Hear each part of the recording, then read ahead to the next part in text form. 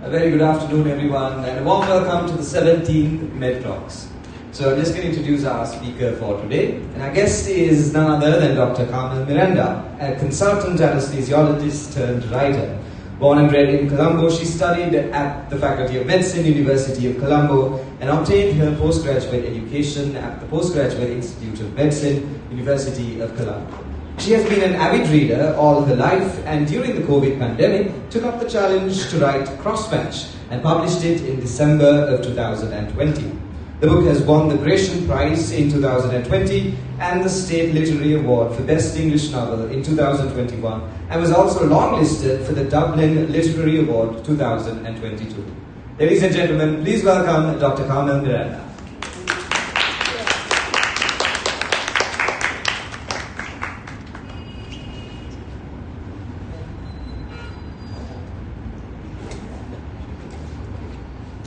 And our host for today is Nuha Qasim, one of the most vibrant personalities you will come across, and certainly someone who knows how to keep the conversation going. There's never a dull moment with her around. And in that spirit, we invite her to take over today's proceedings. Enjoy.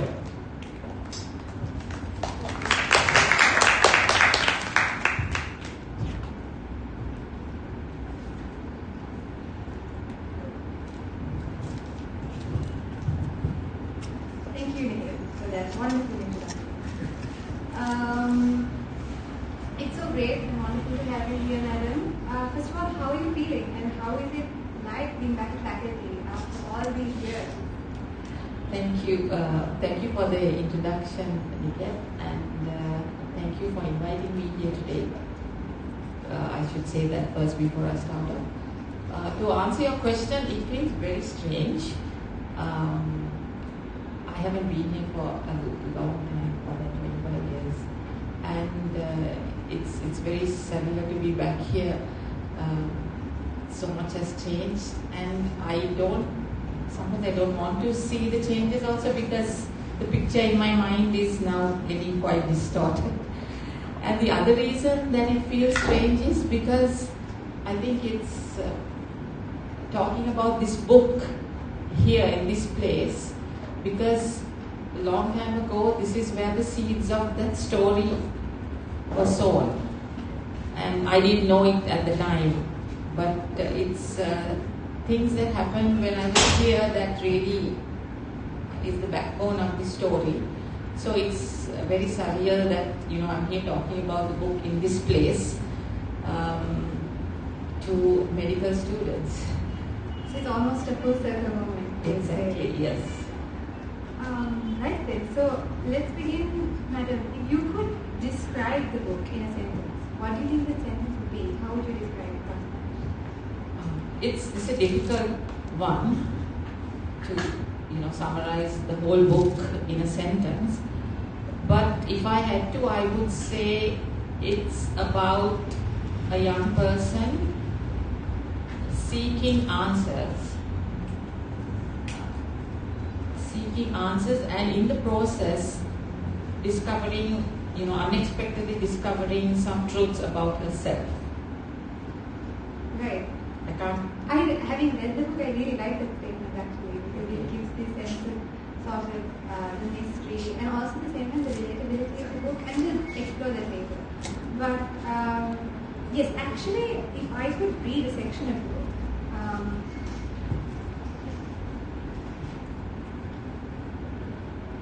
a high-pitched scream pierces the air and snaps me out of my reverie. I freeze, gloved hands clasped in front of me, forgetting for an instant where I am. The space I am standing in is cramped and claustrophobic. There are 3 of us in the cubicle, and the bed occupies most of it. So having read that, and this is from the first chapter, and I knew it was about medicine, that it had something to do with the protagonist, the narrator. I assumed the narrator to be the doctor, the obstetrician in this labor ward, and he came as a sort of refreshing, but at the same time pleasant sort of surprise that it was a medical student. Was there a conscious decision to have the narrator as such? Yes, it was very conscious, Nuha. When I decided to write a story with medicine as the background, I thought I mean, there are so many stories, fiction, in film, on TV, books about medicine, and usually the protagonist is a doctor, right? The doctor is the hero, right? He saves the day. Nobody talks about medical students, right? I mean, y'all are a neglected bunch, right? And I think that medical students have such important issues because you take a vulnerable bunch of kids, soon after A-levels, and chuck them in this place with no preparation at all, right? And you get a whole different set of issues which I don't think I addressed at all. And I wanted to look at the medical, because I think it's not talked about much. It really is.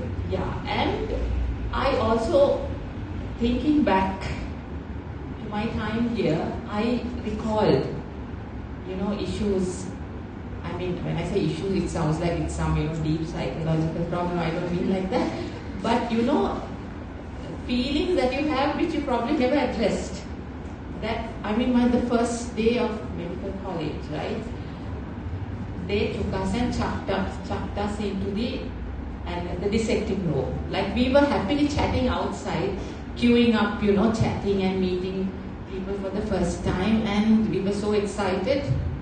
And then they opened this door and this cold air blasts us, and then they chuck us into this room, and then you're for the next 3 years you're trapped with these dead bodies, and are you prepared for that? And then when I went home that day, I was like, what am I doing here? Is this what I want to do? And then of course you're there the next day and all, but that feeling, I know you get over that feeling, and right through there are these feelings that you get, and I just wanted to bring some of those out. So I really wanted to have a medical student, because when you're a doctor it's different, because along these 5 years you gradually lose that sense of the shock, that shockability, because you get hardened, and 5 years later you don't even know that you felt like this, because there's a defense layers, I think, that build up, and you're not, nothing shocks you anymore. Actually, madam, what you said about that feeling, the feeling of being new at something, and the feeling of having to be good at something at the same time, personally, was it something that was recurring for you, or did it sort of hit you a bit later? Are you talking about academic performance or what? Not necessarily. The feeling of sort of being, whilst you were being a medical student, that tried it, to a certain extent, yes. I think it was just a matter of surviving, right? Every day was something different, and I will get through this, and it's. Right. So, Madam, also let's sort of first start from the book. The setting of the book is Colombo, which is quite refreshing in its sort of relatability. If I could sort of quote you here, you say that inside it's busier than a Pella bus stand at rush hour. And in a different chapter you mentioned that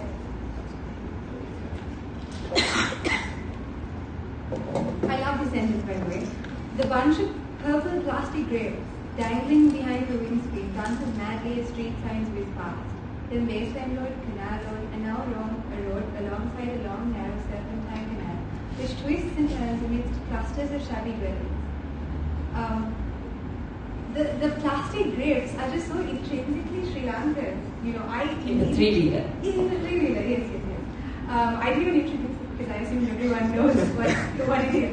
But these scenes, and you mentioned Havelock Road as well, they're so Sri Lankan, and just want to know whether it was easier writing a story from Sri Lanka, or was the sense of familiarity of these places how it played into your writing? I mean, it's not till later that I thought about it or thought about it in the way that you're saying, but I wanted to write about a place that I know, because I thought that would be the best way to describe it. If you know a place, you can describe it very well. So I know Colombo, and I wanted the setting to be Colombo. And I mean, you heard of Michael Ondaatje, right? Yes.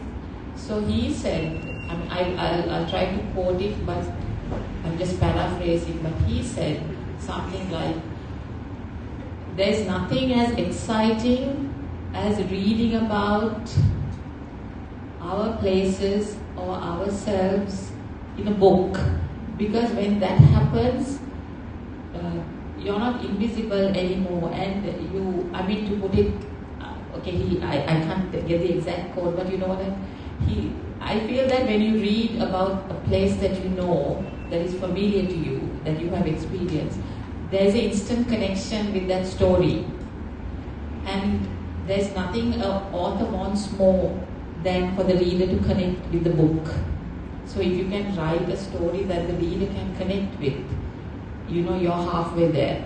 So I felt that, you know, writing, I guess, you know, most English reading people in Sri Lanka are familiar with Colombo. So I wanted to show them this world that they already knew. So that's why I set it here. The reader almost feels seen, as you said, when they're reading. So that's something you sort of... Yes, because I think some people came and asked me, like, you know, did something really happen like this on Hemlock Road? You know, because they know the road and they felt that I knew something they didn't, you know. It's actually crazy because you mentioned in Havelock Road there's a Chinese restaurant. And there is a Chinese restaurant. And every time I pass it, I think, okay, this is from that book now. There's no going back, really.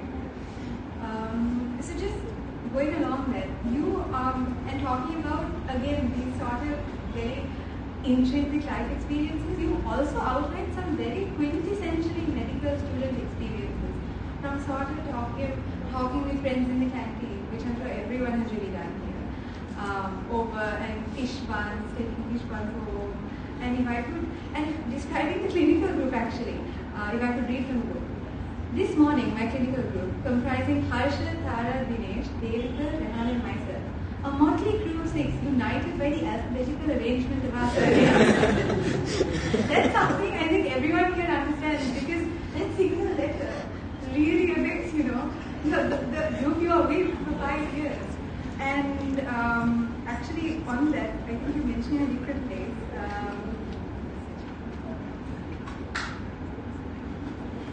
Okay, this is great. Inspection, palpation, percussion, auscultation. It was a mantra we would never forget. Nada was an irascible old-school physician who believed that medicine was an art rather than a science, and despised the use of electronic devices and other modern gadgets. Sadly, he dropped dead of a heart attack in the hospital car park in the middle of our rotation. But fortunately, not before he had drilled into us most of the third year. So, I mean, it all boils down to the fact that I want to know, madam, were these based on actual memories? So many people have asked me that. And I mean, yes, but it was a long time ago and I never kept any journals or diaries. I regret that. So they are not exact memories, but these are things that happen to all of us, and there is something called collective memory. It's everybody's memory, and then you will find that as well. Like, I mean, you meet in the canteen and you talk about what happened to so and so on the hall round yesterday, and you will laugh about it, and then when you meet at a party, you tell the story again, and trust me, 30 years later, they are still telling the story in my right? The same story. So it's really that pool of memories that I drew from. You know, everything that happened to my colleagues and myself, but you know, not exactly. I sort of fictionalized it a bit to make it more spicy. So, madam, are you still close with your clinical group sort of people? Yours still have tea? Some of them, yes. And I must quote this other section. Right. Dr. R.M.B. Pereira, MBBS, MS, FRCS, better known to our students by his nickname, Rambo, is the surgeon in charge of the trauma ward. He is a highly respected orthopedic surgeon who possesses some classic surgeon characteristics: impatience, perfectionism, and a quick temper. And of course, an ego the size of his building. Again, madam, this is based on I took the chance to sort of make fun of different specialties, you know. Why not, right? I mean, when you all specialize, everybody thinks their specialty is, you know, special, and all the others have these quirks. And surgeons are the biggest, you know, culprits. And being an anaesthetist, I could write a book about surgeons. So, and orthopedic surgeons, different category, subcategory. So I took the opportunity, and then along the book, it's, you know, different, like even physician, sorry, some Dr. Sarat Namini, even the physician, you know, on a ward round is laughed at a little bit, you know, to make him a little bit of a dragon. Because we had some very scary physicians on the ward round. The ward round was a torture. Like, you know, like you're shivering. They were so bad. And you just, please don't pick me, you know. So just to give a bit of that flavor, you know. Because I think later on you need an almost drunk pathologist, I think. Yes, so, pathology is the other one, yes. And gynae as well. Yes, yeah. So, madam. And the anaesthetist is the good person. I was not going to mention it. I didn't want to write too much about anaesthetist because I thought that's like putting, you know, myself in there. But just one line, I couldn't resist it. That's interesting. I was not actually going to ask this question, but did you want to be an anaesthetist from medical school? Like, was there a person you saw and you were like, oh, I have to be? Okay. Yes, I did. There was a person I worked with, and she was an amazing anaesthetist. And during the 30 appointments, I think we did 2 weeks of anesthetics. Did you all do that? Yes. And so I was with her, and she let me do so much of hands-on stuff. And I thought, okay, this is cool. And yes, so that was there. Coming away from the sort of career aspect of this, were there any sort of unique experiences early on in your medical career that may have influenced your writing, unconsciously or subconsciously? Actually, I wouldn't say there was any unique or one experience. No, I think it was just the whole experience of going through the medical training. And also I find that lay people are quite curious about what happens in medical training. You know, they know a lot about medicine, right? Like they are doctors themselves, especially after COVID, right? They know everything. But they don't know much about what you go through during training. And I found that when I was in medical college, like when I'd go home or go for a party or something, aunties and uncles would ask, you know, how was your first operation? So how is it? How are you? You know, when you saw a dead body, how did you feel? And so I think there is that curiosity among non-medical people about what happens here. And I don't think they have a clue what you all go through. So I thought, you know, that's a good way to show people outside medicine what happens in the training. Like real stuff. Right. Not just the, you know, being good at it, coming more into the themes of the book, madam.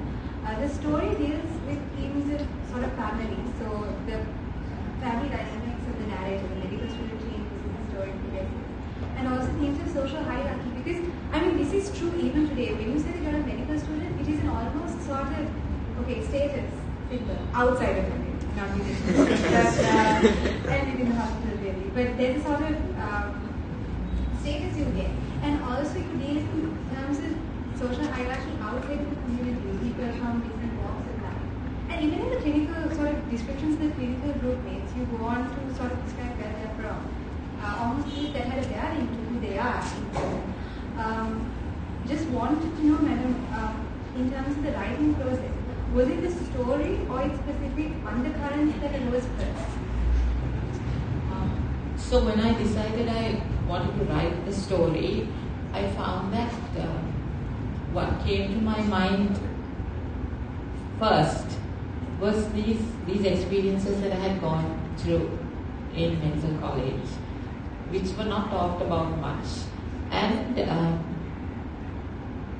you know, I didn't want to write it like a memoir, like a lot of doctors do that, right? When they grow old a bit, they put down everything in a memoir, and that's a bit boring, I think. I mean, their family would enjoy it, and a few other doctors. But I wanted to write something interesting that people can't put down.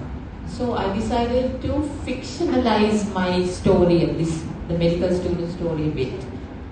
And I decided that would be the background of my story. And I'm a huge fan of mysteries and crime novels. And I always wanted to see whether I could write, you know, successfully pull off kind of a mystery. Yeah. I mean, it's not technically a whodunit, but it's a bit of a mystery. So I just thought, let me use the medical student background, and on top of that, can I make it a mystery? And she's the person who's going to solve the mystery. And then on top of that, I thought of adding the family dynamics, because you asked about that. Because in the protagonist is a little boring if they don't have any backstory themselves. So I added a backstory to the medical student, and that became another little subplot itself, another little side mystery. Was it sort of difficult? So you described these layers upon layers when you were writing. Was it difficult to keep track of all these sort of components? Or did you just feel it? No, it's difficult. I mean, you write something and then you think, what am I going to do? There's so huge chunks that I left out as well. Because what came easily when I first started writing is the medical student experiences, because it was all there in my head. Like, for example, the scene in the delivery room, the scene in the mortuary. I mean, these are all the things you all probably remember from your first time in the, you know, seeing a delivery, your first time in the mortuary, seeing a post-mortem. So I wrote those first, and then on top of that, I sort of crafted it to fit into the story. So you spoke about, I would say, the easier parts of writing. Were there any parts of the story that you found difficult writing? Yes, so the rest of it. The rest of it. Because I'm not used to write. I've never done this before. And it was just a challenge. I said to myself, can I write a mystery novel? And this is my background. So it was hard, like even the dialogue and everything. Like when I first wrote the book and I asked somebody to read it, and this person was like a university professor, very, you know, an engaged professor, and then he said, you know, your dialogue is too correct. They're all speaking proper grammatical sentences, and people don't speak like that in real life. So, you know, so like all this you have to learn. They won't say like, you know, people won't be polite, say, please have a glass of water. Here, they'll say, here, drink this water. You know what I mean? So you have to sort of imagine how people really talk. And then on top of this, I'm assuming you have to Sri Lankan it as well. Yes. Like, are you? Yes. Here, come here. Everyone's here. Come, yes, you're hungry, you know, like that. Yes. They know, yes, they know. So, madam, as you mentioned, writing wasn't your full-time career. Did that pose a challenge or rather an inspiration? Really? And how do you juggle these two roles now? I mean, I only started writing quite late in life, like after like age 50. So, for me it was just an outlet and some kind of, I mean, I won't call it a hobby, but it's just something extra which added a lot of spice and interest to my life, and which I thoroughly enjoyed. And total break from my day job, you know. So, madam, would you have any sort of advice, perhaps, to any budding writers out here in the audience? Anything that you can take away? I mean, write. If you want to write, write. Don't think, oh, can I write and, shall I write? If you feel like it and the words are in your head, write. Even if it doesn't come out right, you can always sort it out later. So I think that's the thing, and I really regret, I never had the urge to write when I was younger. I guess, life hadn't happened. It's so busy, right, for you all, but I do regret like that I didn't keep, records. It would have been nice to, draw on my life in college and have a journal, but and now you all can just write. There's so many channels for you to. Yes, yeah. So, madam, I think something interesting is I was told there's a story about the illustrations in the book. You sort of divided the book into 3 parts. Oh yes. So when I decided to get it published, it was right in the middle of COVID and not having any experience in this field. It was all a bit amateurish and basically sort of a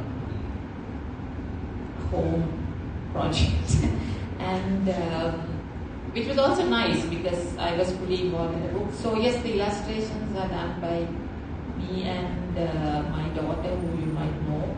Yes, not quite well. And yes, so yeah, that's another interest of mine. But that's such a lovely touch. And I know at the end of the story, it wasn't exactly a cliffhanger. It sort of wrapped things up. But there are still sort of questions that remain unanswered. Any thoughts on the sequel? Yeah, if you look at any story, a mystery story or crime novel or whodunit, by the end of the last chapter, all the threads are, tied together and the puzzle is solved and the murderer is found and everything is sorted out. But real life isn't like that, isn't it? So I wanted to had this touch of reality and leave maybe a few unanswered questions, which still don't take away from the story, but to make it more realistic, because life isn't always like a book.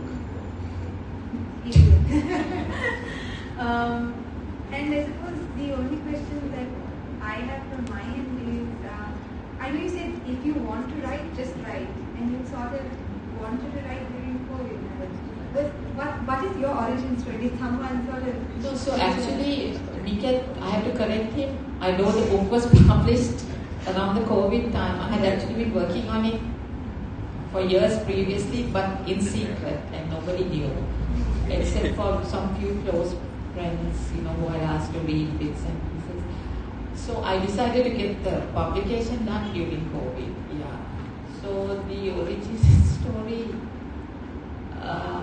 So I was writing in secret, and I met a friend and I had all these, the medical bits I had started at, because I found that the medical student experiences were just coming once I started to write.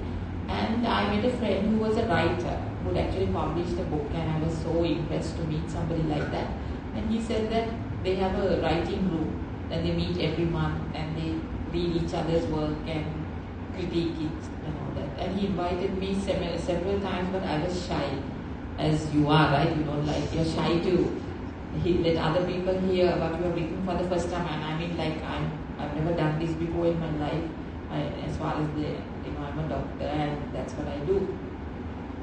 Anyway, one day I had a fall and I broke my arm, and my arm was in plaster for, you don't know this story. I don't know this story. My arm was in plaster for a couple of months, and I couldn't work, and my friend said, look, no excuses now, why don't you come? So I took some of my stuff and I read out the stories, read out a little bit to my non-medical writing people. And the first thing I read them was actually, eventually it ended up as the first chapter of the book, the delivery story, the medical student seeing the delivery for her first delivery. And they were like bowled over, because they never heard this from the point of view of a medical person before. And they said, please write more, like this is really interesting. So that's how it started. Right, madam. That has been quite an interesting and evocative conversation. I open the floor now to any questions from the audience, if there are. Can I ask you, what is the kind of readership you have attracted to this kind of writing? So when I first wrote it, I only printed like 500 copies because I thought, okay, my friends and my family, they will be happy to read it. And but since then, like it's been printed a couple of times more, and a lot of doctors have read it, and I knew that doctors would get it, doctors and students. So that was a no-brainer, doctors. But to completely, just lay people also, I thought there was too much of medical stuff in the book, that they would get turned off by all these descriptions of, dead bodies in the mortuary with the bowels popping out and all that. But they really liked it. So I don't know, maybe there is a market for this kind of thing. Why should the doctors get attracted to something they all know? Yes, but now, Dr. Yogeswaran, who passed away recently, he read the book and he said it took me back to my medical student days and it really made me feel happy. So I think it's just memories.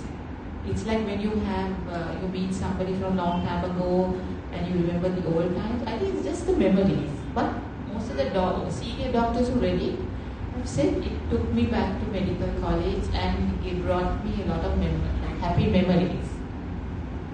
So, because I find the doctors are a group of people who remember these things, everything that happened during the scene. Yeah, because I know, yes, without reading about it, yes, written by someone, every step everything that happened, like true. Yeah. But that is happenings. This is more like how one person perceives, the emotions going through somebody's head as they see something. So you're right, because it's because you remember the happenings only. I was able to draw from those memories and construct something.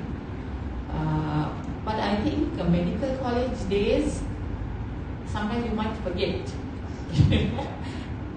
With the busyness of modern living and your practice and everything. So it's nice to be reminded of those, in a way, innocent, right? You were a bit innocent, you didn't have all these responsibilities of, curing patients and treating patients. Your one job was to learn, right? So.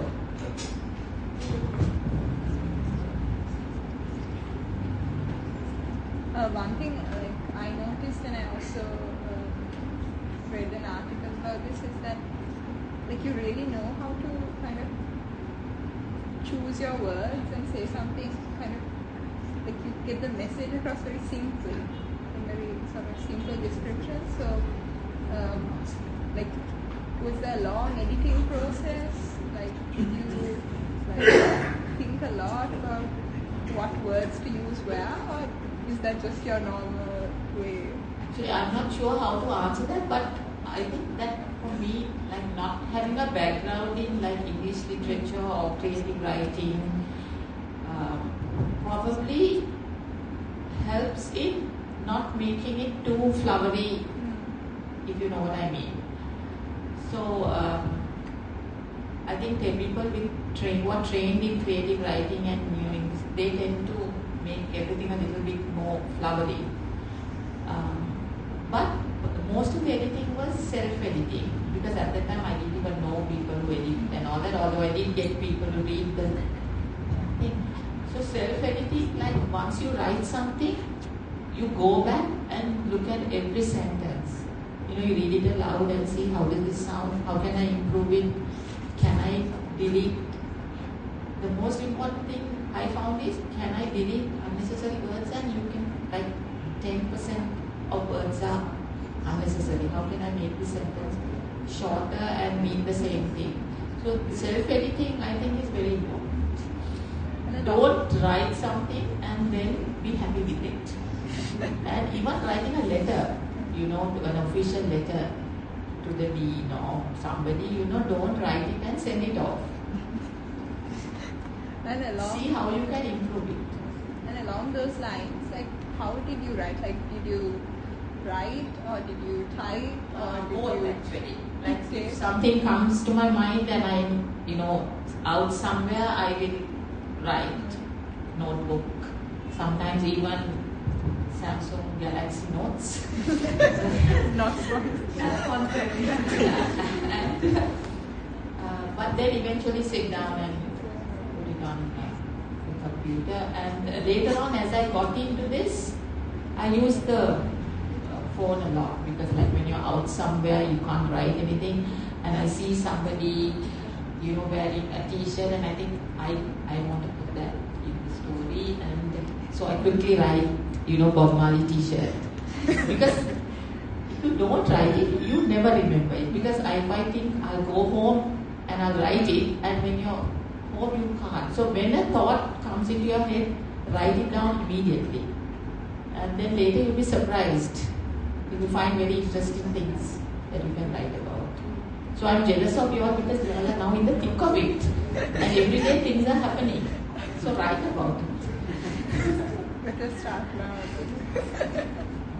Also, the other thing I did was I read some, we didn't have this in our day, I read some medical student blogs, like mostly from other countries. And I was very interested, like how, people are keeping records of what happens on a day-to-day basis and all. So, and the other difficult thing for me was trying to modernize something which happened, 25 years ago to me, and to make it to add mobile phones and internet and things which we didn't have then. So that was also a bit difficult. Yeah. But I must say it's very relatable because I think in a certain ward round visit, the phone starts ringing. We've all been there. And then just the struggle to, being nonchalant but trying to offer that we didn't have that problem. I can't imagine that now. But I had to imagine it. Madam, have you experienced writer's block, and in those moments, are there certain things you did to kind of get out of it or kind of disconnect and reconnect with the story or something like that? I have found that, I'm not somebody who writes every day, so because life is so busy and sometimes even for a month I might leave this manuscript and come back to it. So, but I think writer's block is a psychological excuse, right? If you tell yourself, the thing is, it doesn't matter what you write, because you always have the opportunity to go back to it, and you want to write good stuff. So that's why you get writer's block, But write something, because you can always come back, cross the whole thing out, start again. And I'm not a very good person to give advice on writing like that, because I'm not a full-time writer and I write in my spare time. So, there are huge gaps in between my writing. But if you had a deadline, tomorrow somebody said, write this and give it to me, you will do it, right? You will. So, it may not be good. It doesn't matter. Or write something else, not what you were planning to write, Are you into writing a bit? A little bit. Yeah. What period of time did you write this? From the time you first started writing till you finished it or printing? How long did it take? It took about 5 years. Because it was just a document in my laptop, I went back to it, or, I never had any idea of publishing it till COVID happened and people were saying, so there was I didn't have any time plan in mind. So even after I finished the book, I just sat on it for 1 year, trying to improve it and everything. I think with this kind of writing, you should not be in a hurry. should go back repeatedly and see how you can make it better. Because I think the problem we have in this country is people write something and publish it. And then you find so many mistakes and don't be in a hurry. That's what I think.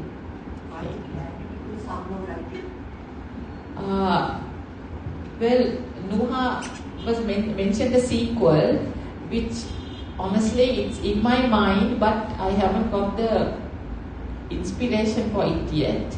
There's a potential story plot there, you can. But I'm actually working on another book which is completely non-medical. So because after this book was published, I was thinking like, did everyone like it? Like, did it do so well? Because it's about medicine and I'm a doctor, I wrote about medicine, that's why, it came out good. What if I write about something else, will it be as good? So I thought, let me try to write. And also this was cathartic. After I wrote it, I got all this medical stuff out of my head. And I didn't want to go back there. It was really a cleansing process. So I'm writing another one which is not medical. What was it your brain has come out of the book? I'm sorry? What was Exactly. I didn't mean it to be like catharsis, but it was. I think the lot of us can write a lot of books. How much fiction there? Is it all true facts we are reading? Oh no, it's fiction. It's fiction. Yes, it's fiction. But the experiences of the medical student are based on what happens in a medical student in Colombo. So there is a fictional story happening, but while that is happening, the medical student is going for lectures, she's going for ward classes. So that part is, those things, the background of the story is based on what happened to all of us, similar to our experiences. But there is a fictional story running through. As a Sri Lankan doctor, what other issues would you like to give a voice to? So, there are some issues in this story which I have brought up, but I don't want to talk about it now because it's like a spoiler. But these are things which I've observed in patients that I have worked with, and I thought it was a good opportunity to bring it up because not many people know about it. So I am not a person who will, wave a flag because there's an issue, unless I really feel something about it. And in this one, I really felt that this is an issue that I wanted to talk about. Few things. But I think there are loads. And if I do another medical book, definitely. I'm in the private sector. I work in the private. So there's so much of injustice and things that we see for many books. Will you write about doctors' mistakes, how they treat patients? Obviously, without diverging people, have you got any idea? Again, if it is, it would be a fictional thing. Yes. But as I said, I am still not got the urge to write about medicine again in the near future anyway. Don't you think somebody should, I have done it here and there, somebody should be writing about the doctor's mistakes and faults? Yes, definitely. So we don't talk about the faults Yes. so much as an anesthesiologist. No, definitely. There's a lot to write about. But I don't know whether I want to write about something because it should be written about. I want to write about it because I feel something about that issue. And the news takes. Yes. Thank you. Thanks for coming. Thank you. Thank you, everyone. I will now hand over. I have a question. Oh, you have a question? I have a question. Oh, okay. So in 2020, when you won the Gratiaen Prize, how was that like?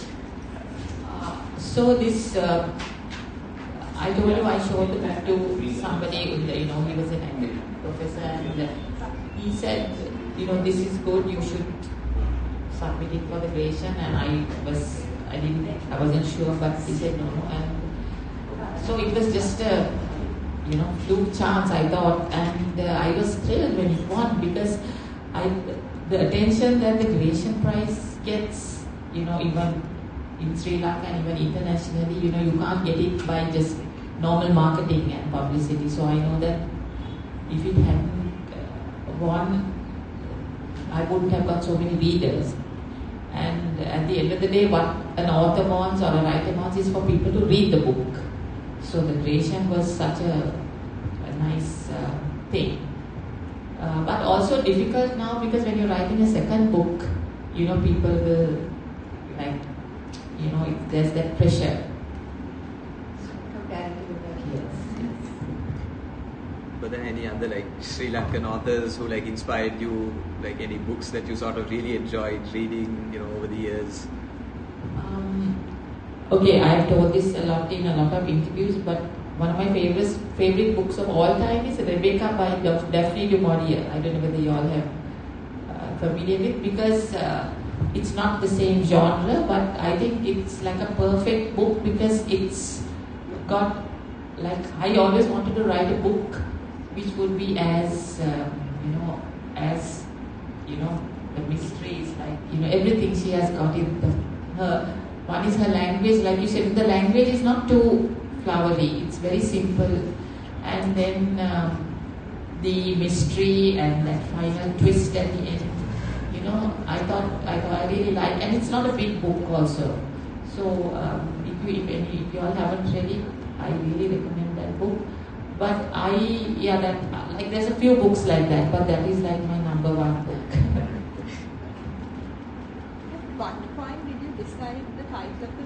Did you have it from the start, or did it come I got it quite early, and I was I really like this title. But when I told it to this my editor, this person, he was like, "What is this? It's not medical." So he said, "Do you want to change it to a more non-medical title?" I said, "No, I want this." So he said, "But nobody will know what it is." I said, "Never mind, let them learn." I really like the title. I thought it's short, and it gives a flavor of what the story is about, and any medical person will instantly get it, right? Yes. So when we think about Western writers and everything, we hear these things about publishers leaving. For example, J.K. Rowling got rejected this much times. So what exactly was the procedure that you went through, and was that an additional stress to this whole interview? That is a huge problem for writers in Sri Lanka, getting a publisher. So, because what most people end up doing is self-publishing, because that pathway is almost impossible for us to go down, the big foreign publishers like Penguin and all that. And if people like J.K. Rowling got rejected 15 times or more, I think, right? So, it's a big problem, and I think my publisher was really, though I had a publisher, more or less I had to do all the work myself. They said, "Look, you want to publish this book, I'll give you the publisher," so it was not like the same process that people go through in other countries, and it is a big problem here, and I think the most people end up publishing themselves. But you can of course publish on Amazon, self-publish. So I don't know whether you know that. Anyone can write a book and publish it on Amazon, and the whole world has access to it. But publishing is very difficult. How has this entire writing experience changed you as a person? What are some things that you learned along the way? Okay, basically I entered a whole new world, like they say in Aladdin. Honestly, I was in this medical world for so many years, and I used to read books, but I was just a consumer of books, right? And then when this book got published, and then it got the Gratiaen, and then I got invited to all these, events like this, and I meet other writers and publishers. It's an entirely new world which I'm thoroughly enjoying. And of course, medicine is there. I mean, it's my bread and butter, and I still enjoy that. And but it is an amazing new world, So yes, it has definitely changed.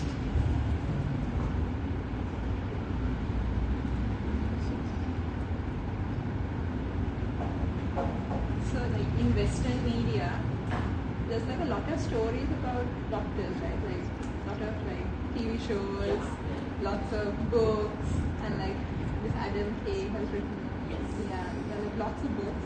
But comparatively in Sri Lanka, there's like nothing or almost nothing that's successful in the mainstream to that degree. So do you think there's a reason to that? Like, do you think the Sri Lankan audience doesn't want to know, or do you think the doctors are kind of hiding the problem is with the doctors. they're hiding their stories? Yeah. Do you think that trend will change? I mean, it's up to you all, right? You all are the doctors who can write. And I think it's like when you read a book about medicine written by a non-doctor, or even a TV series, and then, some of these TV series have medical advisors and all that. And you can see the difference, right? I mean, Adam K is an exception because he's a doctor who wrote, and he's absolutely correct. But some of these other stories are rubbish. Medical things, and have you noticed how when somebody is shocked and they are bleeding, they prop them up, so there is no blood flow to the head. And I'm like, how can they do that? And I'm like, put him down, elevate his legs, and they are, and they say, stay with me, stay with me. Who says that?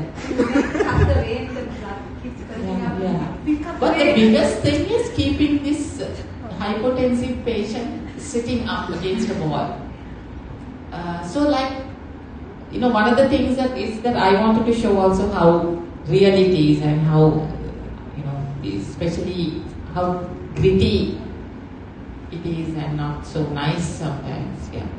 And do you think there's some kind of it's seen as sort of shameful to share stories of weakness, or? I think once you have become doctors, I think people change, and you have this whole status thing which you mentioned, which becomes even more when you're a doctor. So this memoirs thing is so common. Like once people become successful, they write the story of their lives, and how they went from this hospital to that hospital, and the villagers come and worship them and give them bags of rice. And so I actually read that, okay? It's somebody, So, but we need to see the real story, So. Excuse me. So, Ihan had asked about writer's block, but something that I feel is once we come to medical faculty, I feel like our creative side is kind of suppressed, because before, personally speaking for myself, before I came to faculty, I used to read a lot and I used to write quite a bit. But after coming to faculty and getting into studying continuously and reading textbooks and things like that, I just feel like I can't channel that creative side anymore. So it's a bit different from writer's block, where it's just you're not in the mental space to... No, I understand, because when I was I used to read a lot in school, and then till I came into medical faculty, and then there was this grey period, and so many books and things which were released at that time I hadn't even read. And it's true what you say, because especially in the 5 years you're old. So I don't know how you get over that. And what I found was, at that time, what I read when I got a chance to read were the thrillers, because those are quick, easy reads and they'll keep your attention. So you don't maybe want to go through a big novel, tell me a big novel. One. But I remember for me, I mean, probably the authors have changed now, but at that time that's when I read through all the Tom Clancy's and these are fast-paced thrillers. So I think it doesn't matter what you read. Sometimes reading a not so great book is also okay, because all these things stimulate you, and so even if you can find easier reads, without those heavy things, smaller books which are more plot driven. I mean, I don't know what the these now they have this fantasy things around which you are reading. So I mean, there is no solution. You have to find time, I think, but find books that are quick easy reads, and then later you go back to your War and Peace.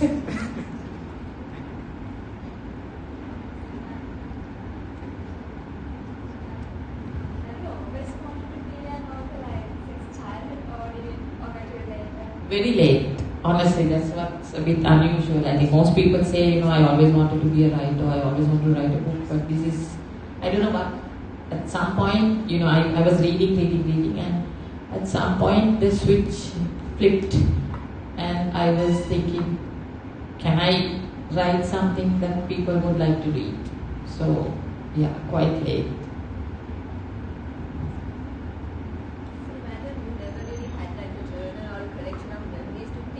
No. But how did you know which memory? Like it's a book based on so many experiences. Which ones? How did you know which ones to put in? And all you remember? I tried to pick things which would evoke some emotion. Like the strong things like the death and the death and the birth. I think the birth is. When you see the baby crying, for the first time, covered with blood, that is such a strong thing. And still to this day, when I, do anesthesia for a cesarean section, so many years later, when I see the baby coming out covered in, and take the first cry, like everything, you stop what you're doing to look at that.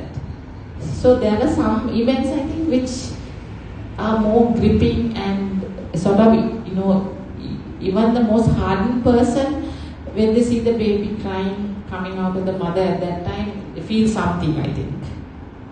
Even if it's like, right? You feel something. So I think birth and death are such strong emotions, and that's always something that we face. And then I thought of things that made us really scared, like the war round, some war rounds were really bad. And the mortuary, I remember, that was not nice. So I picked those key things. And some I dropped at the end because there was too much of medical stuff. But I sort of tried to pick the ones that I thought would have a big impact, especially on the non-medics. Right then, we get Gratiaen. Thank you so much, madam. I had a great time. Thank you. Oh, that's good. So, madam, actually, Prof. Saroj, our patron, he really wanted to be here today, but he couldn't come because he had to go abroad. So he actually told us that your batch in internship before. He was prof. Yeah. So what happened was our batch was scheduled to do the finals during the JVP insurrection, and so they couldn't have the finals, and they kept postponing because of strikes and everything. And what happened was, so as a result, two things. We kept studying more and more and more, because they said like examine 2 months and then you study and they say, oh, cancel. And so like we had a long period of study for the final. Plus our seniors who were doing internship, they couldn't move on because they were stuck, because there were no interns coming to replace them. So then they thought of a solution where they gave us temporary registration without doing the finals, so that we could work as interns, which was like unheard of, right? So, so that our senior batch could progress with their careers and do their. So that's what we did. So that's when I worked in the proc unit with Professor Saroj. And so, yeah, after about 3 or 4 months there, I think we finally scheduled the finals and we did the exams, and then we moved on to different internships. So how did they decide the merit list? Did they just... I think they must have taken a record from a previous record, because I don't know how I ended up in the prof unit. But after the finals, I was in one of the other boards. And madam, on that note, would you ever consider writing about that time and uprising? I think that has been written, yeah. So I think there are enough people writing about that. From the medical student. Yeah. I mean, there are things to write, but maybe the next time. Maybe, yeah. I mean, you won't believe how many people suggest topics to write, and that doesn't help. You need to want to write something yourself. I feel like telling them, you write it. But that's rude, so. But you can write it. But you are not there. Yeah, that's right. But you don't have to be. You just interview people who were alive at that time, which is what Shehan Karna did with 7 homes. So he didn't experience that. He was a small boy. But he interviewed people who went through that time.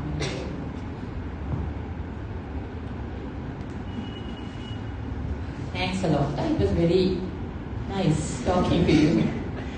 Okay, let's have another round of applause.